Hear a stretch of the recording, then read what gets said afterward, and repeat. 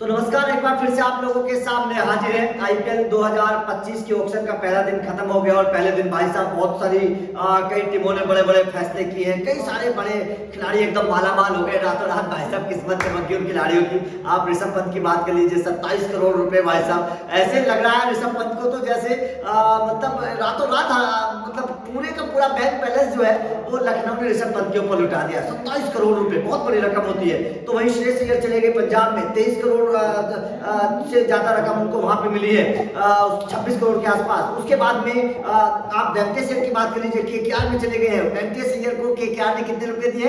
वेंकटेश अय्यर को केकेआर ने दे दिए भाई साहब 23 करोड़। क्यों दे दिए यार? ये 23 करोड़ रुपए बहुत बड़ी रकम होती है यार, पूरा ट्रक भर जाता है 23 करोड़ रुपए में। पता नहीं वेंकटेश अय्यर को क्यों 23 करोड़ रुपए की रकम केकेआर ने दे दी है। बहुत बड़ी रकम होती है भैया। 23 करोड़ रुपए का गिनेंगे तो कई दिन लगेंगे 23 करोड़ रुपए गिनने में। खैर वेंकटेश अय्यर की किस्मत चमक गई है। बहुत कमाल की परफॉर्मेंस वेंकटेश अय्यर ने 2024 में करके दिखाई थी और केकेआर को चैंपियन बनाने में बड़ा योगदान दिया था। सेमीफाइनल फाइनल मुकाबले में बड़ा अच्छा परफॉर्मेंस करके दिखाया था। लेकिन उसके अलावा भी कई सारे खिलाड़ियों की किस्मत चमकी है। फिल सॉल्ट को केकेआर ने नहीं खरीदा, फिल सॉल्ट चले गए आरसीबी में। आरसीबी को एक अच्छा ओपनर मिल गया, विराट कोहली को एक अच्छा विकेट कीपर मिल गया और एक अच्छा ओपनर भी मिल गया। जितेश शर्मा की किस्मत चमक गई, वहां पर 11 करोड़ रुपए में चले गए आरसीबी में, बहुत अच्छी बात है। जोफ्रा आर्चर आए थे, राजस्थान ने ले लिए हैं। ट्रेंट बोल्ट मुंबई ने ले लिए हैं। कई सारे खिलाड़ियों की किस्मत चमकी है। मोहम्मद शमी जो थे उनकी उम्मीद थी कि कहां जाएंगे कैसे जाएंगे, मोहम्मद शमी भी साथ में चले गए। तो कई सारे खिलाड़ियों की बड़ी अच्छी किस्मत चमकी है। तो चलिए आप लोगों को विस्तार से बता देता हूं कि पहले दिन क्या क्या हुआ, कौन कौन से खिलाड़ी की कहां कहां किस्मत चमकी है और कौन सी टीम ने कितना बेहतर फैसला किया है। केकेआर के कप्तान को लेकर भी बताऊंगा, केकेआर के अच्छे फैसले, 5 अच्छे फैसलों को लेकर भी बताऊंगा कि कहां अच्छे फैसले हुए। राजस्थान के 5 अच्छे फैसले बताऊंगा, केकेआर के 5 अच्छे फैसले बताऊंगा, मुंबई के बताऊंगा, हैदराबाद के बताऊंगा। तमाम टीमों का एक विश्लेषण हम इस वीडियो में करने वाले हैं, तो बने रहिएगा आखिर तक। आपको हर टीम के फायदे और नुकसान में बताने वाला हूं। तो चलिए सबसे पहले शुरू करते हैं चेन्नई सुपर किंग्स से। चेन्नई सुपर किंग्स ने रचिन रविंद्र को वापस ले लिया है। खलील अहमद को अच्छी गेंदबाज left-arm pacer Chennai super Kings को मिल गया है। ट्रिपल आर दोबारा आ गया। ट्रिपल आर मतलब रविंद्र जडेजा, आर अश्विन और रचिन रविंद्र, तो 3 ट्रिपल आर मिल गए हैं। ये चेन्नई सुपर किंग्स का एक बहुत अच्छा फैसला जाहिर तौर पर माना जा रहा है। और उसके बाद में डेविड कॉनवे वापस चले गए हैं, विजय शंकर वहां पर चले गए हैं। तो चेन्नई सुपर किंग्स का बड़ा अच्छा फैसला है, कई अच्छे फैसले उन्होंने लिए हैं। अश्विन को वापस अपनी टीम में लिया है, डेविड कॉनवे को वापस ले लिया, उसके बाद में रचिन रविंद्र को वापस ले लिया, खलील अहमद एक तेज गेंदबाजी के तौर पर आए। तो चेन्नई का अच्छा फैसला है। उसके बाद में अगर मैं बात करूं आरसीबी की, तो देखिए आरसीबी ने कई अच्छे फैसले लिए। आरसीबी की टीम में भी कई अच्छे फैसले हुए, जैसे कि आप विराट कोहली के साथ श्रेयस शर्मा को देखेंगे, बहुत अच्छे स्पिनर है। केकेआर में बड़ी तारीफ हुई थी, श्रेयस शर्मा को रख लिया है। उसके बाद में राशिद खान बहुत अच्छे खिलाड़ी हैं, उनको रख लिया है। हेजलवुड चले गए हैं, वापस आ गए हेजलवुड की वापसी हुई है आरसीबी में। बहुत अच्छे गेंदबाज और इस वक्त टीम इंडिया में जिस तरीके के खिलाफ जिस तरीके से खेल रहे हैं, कमाल की परफॉर्मेंस है। लियाम लिविंगस्टन को खरीदकर आरसीबी ने अपना खेमा मजबूत किया है। लेकिन कमी भी बताऊंगा आप लोगों को, लियाम लिविंगस्टन को खरीदा, जितेश शर्मा को खरीदा, बहुत महंगे दाम में खरीदा है, फिल सॉल्ट को खरीद लिया। तो ये आरसीबी के कुछ अच्छे फैसले लिए। लेकिन आरसीबी ने गलती की। आरसीबी की गलती ये रही कि आरसीबी ने विदेशी खिलाड़ियों पर ज्यादा दाव लगाया। ये आरसीबी का कहीं ना कहीं मैं मानता हूं कि एक ड्रॉबैक रहा कि विदेशी खिलाड़ियों पर ज्यादा गई है आरसीबी, इंडियन खिलाड़ियों पर कम गई है। अब राजस्थान की बात कर लेते हैं, फिर केकेआर पर आएंगे। राजस्थान ने महेश तीक्ष्णा को लिया है, बड़े स्पिनर हैं, पिछली बार चेन्नई में थे, हर कोई जानता है किस तरीके का खेलते हैं। श्रीलंका के खिलाड़ी हैं, बहुत विकेट टेकर है और राजस्थान के पिच के हिसाब से महेश तीक्ष्णा जो है वो बहुत कारगर साबित होंगे। Jofra Archer is back in Rajasthan. Jofra Archer पहले राजस्थान में हुआ करते थे, आप लोगों को पता होगा। अब राजस्थान में दोबारा से जोफ्रा आर्चर आ गए हैं, कमाल के गेंदबाज हैं इस वक्त, तो अच्छे टच में भी जोफ्रा आर्चर नजर आ रहे हैं। महेश तीक्ष्णा के साथ साथ यहाँ पर आपको हसरंगा की जोड़ी नजर आएगी, दोनों विदेशी स्पिनर हैं। ये जाहिर तौर पर बहुत अच्छा फैसला राजस्थान का मैं मानता हूँ। ये जो राजस्थान ने फैसले लिए हैं जाहिर तौर पर ये तीक्ष्णा का, और जिस तरीके से उन्होंने आकाश मधवाल को खरीदा, ये तेज गेंदबाजी के तौर पर एक राजस्थान का बहुत अच्छा फैसला है, बहुत अच्छा फैसला है। मेरे हिसाब से बहुत अच्छा, राजस्थान ने बहुत अच्छा तरीके से तेज गेंदबाजी को अपने को मजबूत किया है। लेकिन फिर भी मैं मानता हूँ कि एक अच्छे गेंदबाज की अभी भी तलाश है, एक अच्छे नंबर 3 के बल्लेबाज की राजस्थान को अभी भी तलाश है। राजस्थान को अभी भी एक अच्छे ऊपरी क्रम के बल्लेबाज की तलाश है जो बढ़िया बल्लेबाजी कर सके, और एक अच्छे तेज गेंदबाज की अभी भी राजस्थान को तलाश है, एक अच्छे तेज गति के ऑलराउंडर की अभी भी राजस्थान को तलाश है। दूसरे दिन राजस्थान शायद उन खिलाड़ियों के पीछे जा सकता है।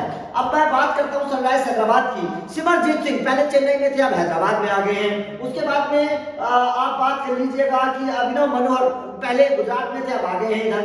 अथर्व तायडे आ गए हैं, अभिनव मनोहर की बात मैं कर ही चुका हूं। ईशान किशन मुंबई से भाई साहब आ गए हैं इधर, मुंबई में थे पहले, अब इधर आ गए हैं। पता नहीं कितने विकेट कीपर लेंगे भाई साहब ये हैदराबाद वाले।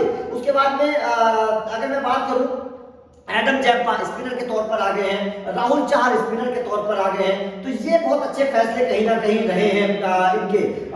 तो ईशान किशन पहले, हर्षद पटेल आ गए हैं, मोहम्मद शमी आ गए हैं।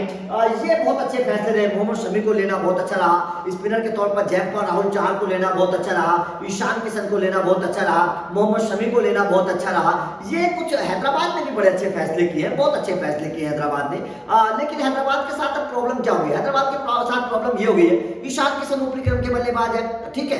उसके बाद में अभिषेक शर्मा ऊपरी क्रम के बल्लेबाज है, ठीक है। ट्रेविस हेड ऊपरी क्रम के बल्लेबाज है। भाई साहब 3 ओपनर खरीद लिए और तीनों खेलेंगे टीम में, कहां खेलेंगे कुछ पता नहीं चल रहा है हैदराबाद में। हो सकता है कि खिलाड़ी नंबर 3 पर आ जाए, हो सकता है कि ईशान किशन को इस बार नंबर 3 पर खिला लिया जाए, ये ऐसा हो सकता है। लेकिन तेज गेंदबाजी अपनी मजबूत कर ली है। हर्षद पटेल आ गए हैं, जो पर्पल पटेल पिछली बार सबसे ज्यादा विकेट लेने वाले थे। मोहम्मद शमी आ गए हैं, इनके पास पैट कमिंस ऑलरेडी पहले से मौजूद है। स्पिनर के तौर पर उन्होंने अपनी टीम को मजबूत किया है, एडम जैम्पा को रखा है इन्होंने, राहुल चहर को भी ले लिया है। तो जाहिर तौर पर हैदराबाद की भी मैं मानता हूं कि एक बहुत अच्छी बिडिंग रही, बहुत अच्छा फैसला हैदराबाद ने भी किया। मुंबई इंडियंस खरीदे कम लेकिन अच्छे खरीदे, सस्ते खरीदे, बहुत अच्छा फैसला मैं मुंबई इंडियंस का भी मानता हूं। क्योंकि मुंबई इंडियंस की अगर मैं बात करूं, कर्ण शर्मा को रख लिया है अपने पास, कर्ण शर्मा बहुत अच्छे खिलाड़ी थे इनके पास।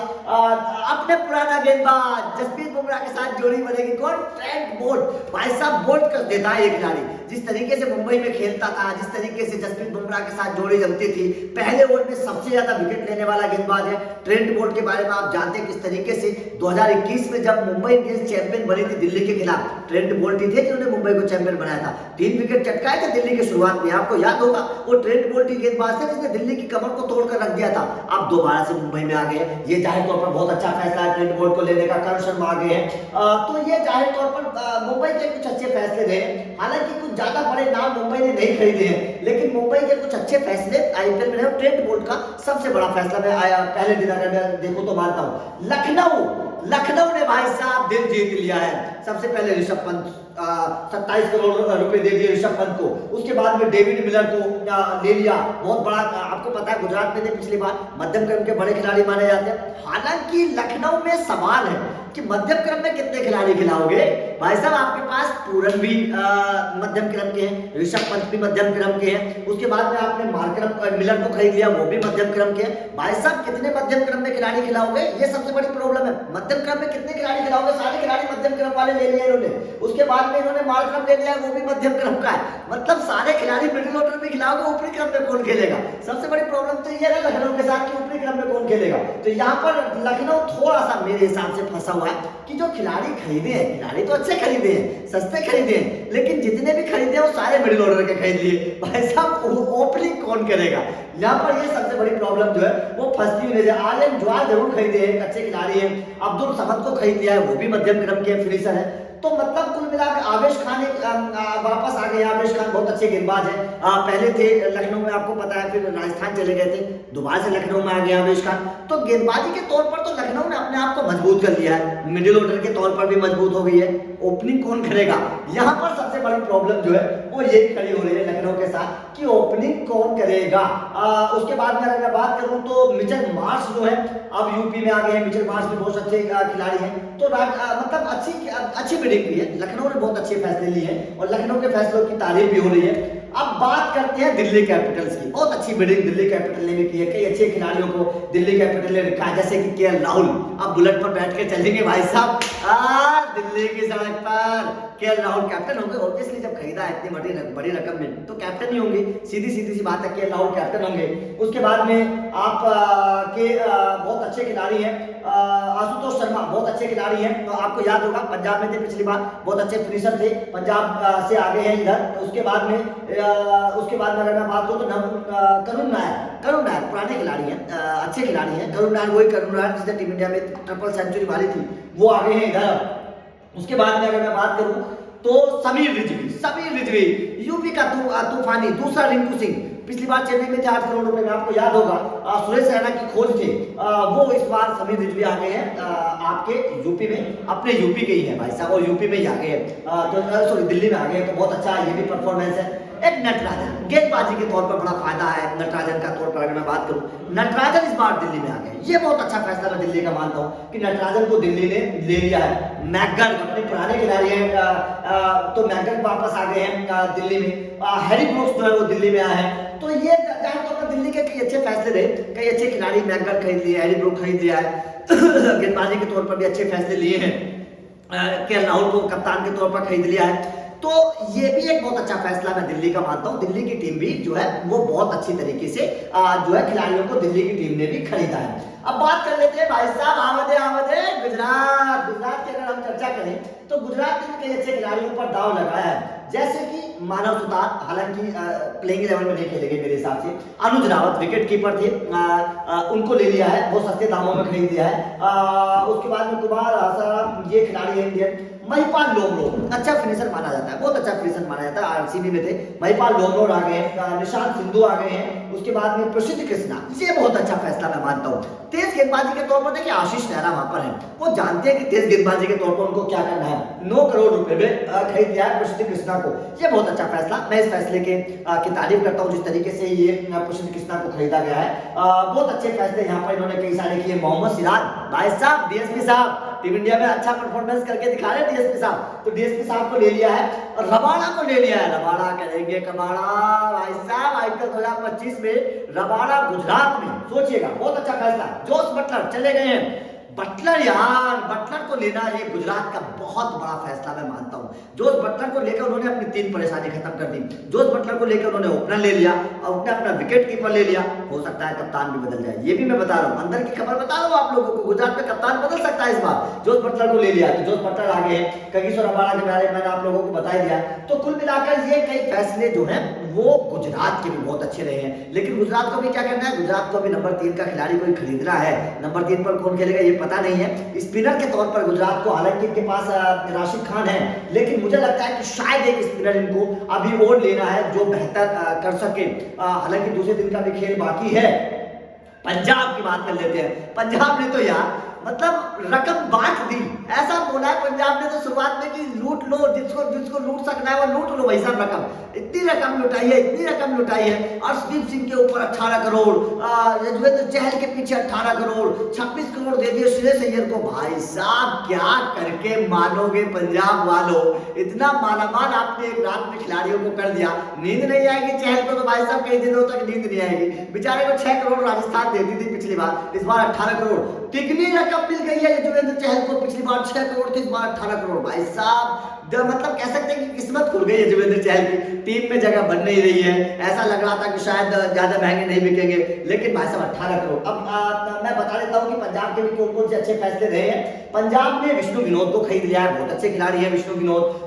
उसके बाद में हरप्रीत बराड़, अपने पुराने खिलाड़ी हैं, हरप्रीत बराड़ को खरीद लिया है इन्होंने यश ठाकुर को खरीद लिया है, पिछली बार लखनऊ में थे तेज गेंदबाज, आपको याद होगा, उनको ले लिया है।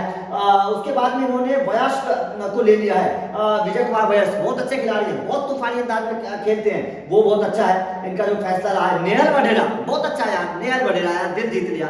नेहल वढेरा को लेकर कहीं ना कहीं पंजाब ने बहुत अच्छा फैसला किया है। नेहल वढेरा पिछली बार मुंबई में थे। उसके बाद में अगर मैं नेहल वढेरा के बाद में बात करूं तो इन्होंने स्टोइनिस को लिया है, ग्लेन मैक्सवेल को ले लिया है। सोचिएगा ग्लेन मैक्सवेल पंजाब में खेलेंगे भाई साहब। रिकी पोंटिंग तो भाई साहब खेल भी सकते हैं। स्टोनिस वहां पर चले गए हैं, 2 ऑस्ट्रेलियन वहां पर चले गए हैं, रिकी पोंटिंग ऑलरेडी वहां पर ही है। उसके बाद में दोनों अच्छे खिलाड़ी हैं, यजुवेंद्र चहल और अर्शदीप सिंह और श्रेयस अय्यर के बारे में तो मैं बता ही चुका हूँ। तो पंजाब ने भी अपनी बल्लेबाजी को, गेंदबाजी को मजबूत कर लिया है। जाहिर तौर पर पंजाब ने बहुत अच्छे खिलाड़ी खरीद लिए हैं, लेकिन एक नंबर 3 का खिलाड़ी मुझे लगता है कि शायद पंजाब को अभी भी चाहिए। नंबर 3 पर हालांकि स्टोइनिस खेल सकते हैं, नंबर 4 पर मैक्सवेल आ जाएंगे, ये चीज हो सकती है। लेकिन फिर भी मैं मानता हूं कि एक और बढ़त अगर इंडियन खिलाड़ी मिल जाए पंजाब को, तो शायद पंजाब को बेहतर हो जाएगा, क्योंकि एक खिलाड़ी की अभी भी, इंडियन खिलाड़ी की ऊपरी क्रम पर इनको जरूरत है पंजाब वालों को, अगर मैं बात करूं। लेकिन टीम बहुत अच्छी करी है, बहुत अच्छी टीम करी है। अब चर्चा करते हैं केकेआर की। केकेआर की चर्चा इसलिए भी जरूरी है क्योंकि केकेआर को कप्तान चाहिए था, बिल्कुल चाहिए था। केकेआर को तेज गेंदबाजी चाहिए थी, केकेआर को नंबर 3 के खिलाड़ी भी चाहिए थे। हालांकि कई जगह केकेआर अभी भी अधूरी है, लेकिन केकेआर की अगर मैं बात करूं, देखिए केकेआर का सबसे अच्छा फैसला मैं आप लोगों को बता देता हूं कि केकेआर ने कौन से 4 अच्छे फैसले किए, 4 या 5 में अच्छे फैसले केकेआर के बता देता हूं। केकेआर ने अपने अंग्रेज सूर्यवंशी को वापस ले लिया, केकेआर ने अपने वैभव अरोड़ा को वापस ले लिया, केकेआर ने अपने वेंकटेश अय्यर को वापस ले लिया, केकेआर ने क्विंटन डिकॉक को वापस ले लिया। वापस क्या मतलब, क्विंटन डिकॉक को ले लिया, ये बहुत अच्छा फैसला केकेआर का माना जा रहा है क्विंटन डिकॉक को लेना, क्योंकि क्विंटन डिकॉक के बारे में कहा जा रहा था कि केकेआर के शायद कैप्टन बन सकते हैं। ये बहुत अच्छा फैसला केकेआर का मैं मानता हूं कि शायद कैप्टन। एक केकेआर ने तेज गेंदबाजी को मजबूत करने के लिए अपने हेनरिक नोर्जिया को ले लिया, और केकेआर ने किसको ले लिया, रहमानुल्लाह गुरबाज दोबारा से केकेआर में आ गए हैं। तो केकेआर के 5 फैसले ऐसे हैं जिनकी तारीफ हो रही है, और ये कहा जा रहा है कि भाई साहब तूफान मचा दिया केकेआर ने वास्तव में इन फैसलों के दम पर। गेंदबाजी भी मजबूत हो गई, वैभव अरोड़ा आ गए हैं, हेनरिक नोर्के आ गए हैं, उसके बाद में इनके पास हर्षित राणा ऑलरेडी थे, इनके पास क्या नाम है, पहले आंद्रे रसल हैं, इनके पास वरुण चक्रवर्ती हैं, इनके पास सुनील नरेन है, इनके पास मतलब रमनदीप सिंह है। तो अच्छी टीम एक बन गई है, केकेआर की एक अच्छी टीम बन गई है। बस इनको क्या चाहिए, केकेआर को चाहिए ऊपरी क्रम पर एक इंडियन खिलाड़ी और होना चाहिए, एक इंडियन खिलाड़ी। हालांकि वेंकटेश इन्होंने खरीद लिया है, लेकिन एक इंडियन खिलाड़ी अगर ऊपरी क्रम पर और आ जाए तो केकेआर का मजा आ जाएगा। आपका क्या मानना है, आज का ऑक्शन जिस तरीके से हुआ, आप इस ऑक्शन को किस तरीके से देखते हैं? कौन सी टीम, मैंने तमाम टीमों के बारे में आप लोगों को बताया है, कौन सी टीम का फैसला आपको अच्छा लगा, कौन सी टीम आपको मजबूत लगी, किस टीम ने अच्छे अच्छे खिलाड़ी खरीदे हैं, ये कमेंट करके बताइएगा। आपके हिसाब से कौन सी टीम के सबसे बेहतर फैसले लगे, ये कमेंट करके बताइएगा। बाकी वीडियो अच्छी लगी हो तो लाइक और शेयर जरूर कर दीजिए, चैनल को सब्सक्राइब कर लेना, क्योंकि लगातार अपडेट आप लोगों को मिलते रहेंगे। Thank you very much.